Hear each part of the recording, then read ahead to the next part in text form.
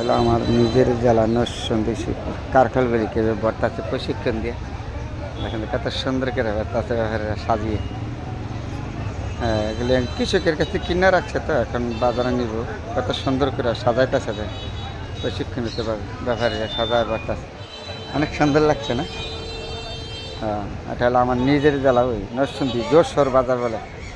কত সুন্দর লাগে দেখছেন, এই যে সাজাইছে বসছে, যে কত সুন্দর করে সাজিয়ে বসে। এটা হলো আমাদের নরসিংদী জেলা শিবপুর। ব্যাপারী কত সাদা প্রশিক্ষিতভাবে বাড়তেছে, অনেক সুন্দর লাগছে।